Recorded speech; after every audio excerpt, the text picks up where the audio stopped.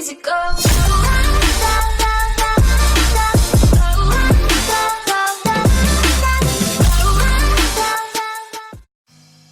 Hello everyone, this is Wrecker. Welcome back to the channel.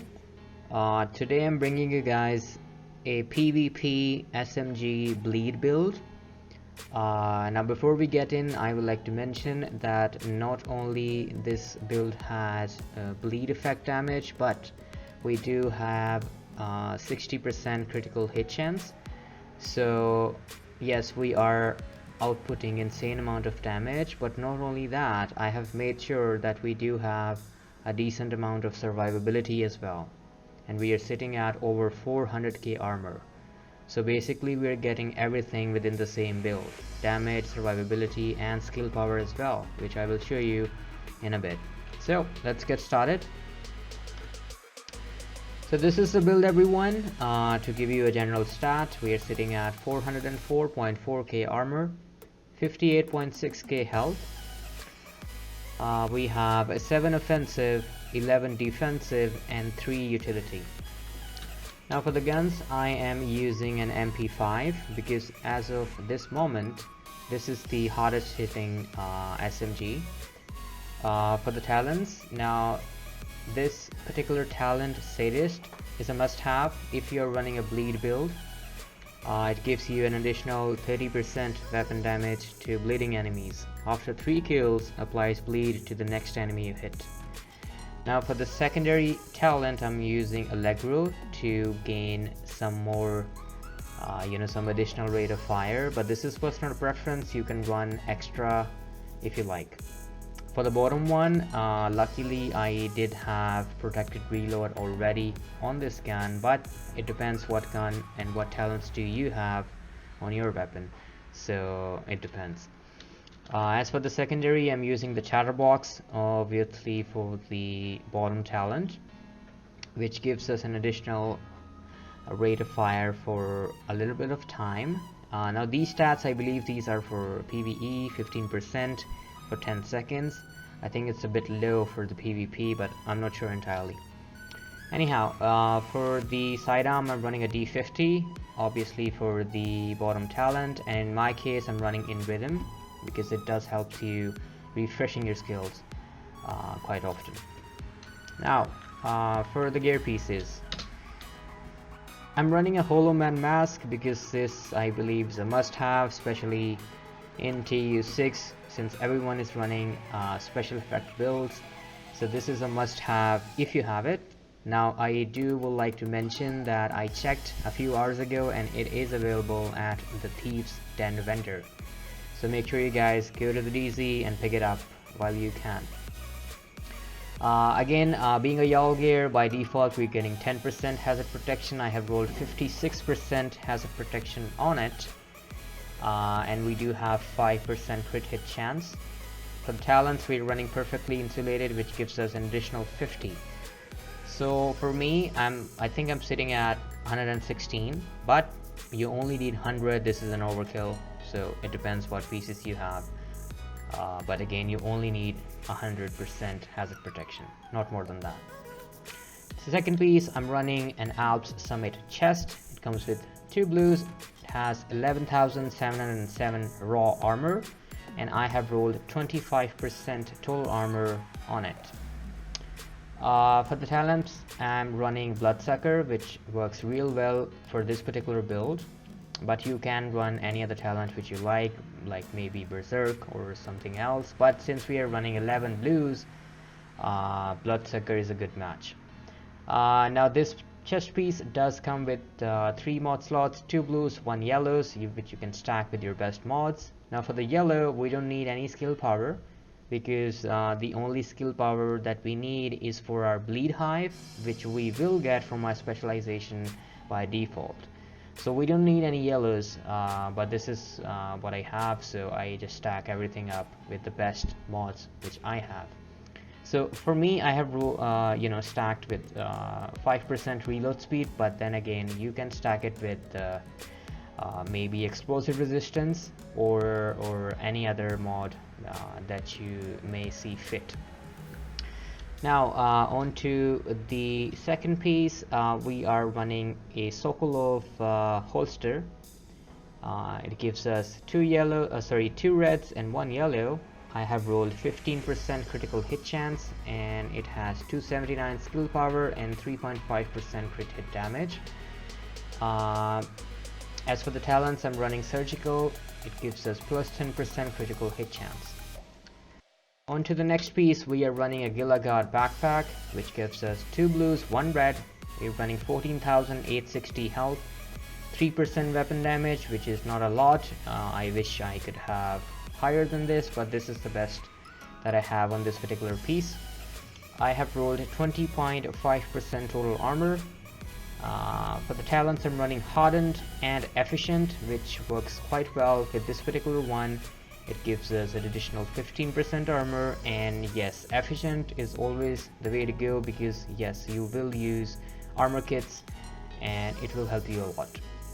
Now this particular backpack does come with 2 mod slots, 1 red, 1 yellow, which you can stack with your best damage and armor mods.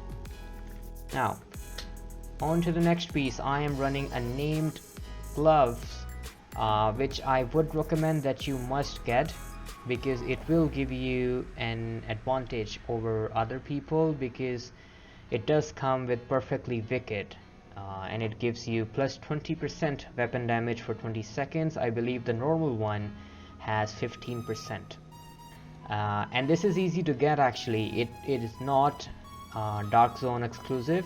You can get this gloves anywhere in the world, anywhere in the game, so it's easy to get. Anyhow, we have 2 reds, 1 blue, 3% pistol damage, which doesn't matter. If you could have maybe some crit chance, that should be good, but this is what I have. I have rolled 13% SMG damage, which is a must have. You must do that, whatever the maximum attribute that you do. And we have 7,332 health. On to the last piece, I am running Alps Summit knee pads, now again, which gives us the bonus of 20% skill haste and 10% skill power, which does help a lot. Yes, it only gives rolls with one attribute. I have rolled 11% total armor on it. As for the talents, I'm running patience, which I always recommend, especially if you are running a survivability build and a high armor. I do recommend patience always, because even if you are not running any kind of heals at all, no chem launcher, no mender mine, you can just jump into cover and it will heal your armor quite quickly. So yes, it's a great talent to have. Now this knee pad comes with 2 mod slots, 1 blue, 1 yellow, which you can stack with your best ones. Now again, I recommend that you stack some reload speed on your yellow ones, because we do not need any skill power. Alright. On to the skills. Now the important one that you must need for a bleed build is obviously the bleed hive, and you don't need any particular mods for this. I just had this one sitting in my inventory, so I just stacked it. 307 skill power, but you don't need it, because we are using 2 of the mods from the specialization itself, the technician specialization, which is 30% skill haste and an additional 30% radius, which helps a lot, because if you have the additional radius to your bleed hive, it can put the effect on enemies quite well, if it has the range, the extra range. Alright, now for this secondary skill, it's personal preference. This one is not mandatory. I'm just running the cluster seeker mine, because it does help a lot, outputting some more damage and putting an effect on the enemies that it hits. But you can run any other skill that you like, maybe a defender drone or like a striker drone, or it depends on you. It's personal preference. Now this is the build, everyone. Let me show you the stat sheet before I wrap it up. All the talents on the weapons are active. We are sitting at 11,155 PVP damage. Now look at this number, 59.5% critical hit chance. Now this is the perfect number that you need on any critical hit build, because it's not too much, it's not over 60 or not too less, just the perfect amount of critical hit chance that you need. so that way we know we are not wasting anything. As for crit hit damage, we are sitting at 37%, 50% headshot damage, 2.0 reload speed. We're sitting at 4.5% all weapon damage, which is not that high, I know, but we're sitting at 42% SMG damage, which is great.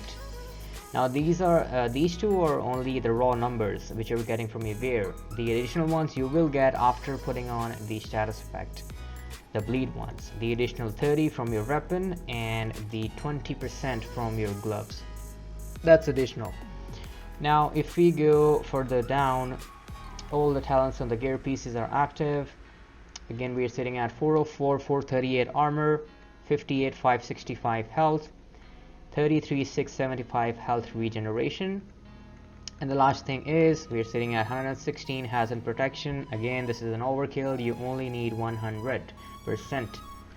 Okay, so this is the build, everyone. Unfortunately, I don't have any gameplay to show you because it's been a while I have used this build. I used to run this quite a lot on the launch for TU6, but not anymore, because there are two aspects to this particular build. One is the 60% critical hit chance, which is great. Doesn't matter if you're on any effects or not, it will hit hard.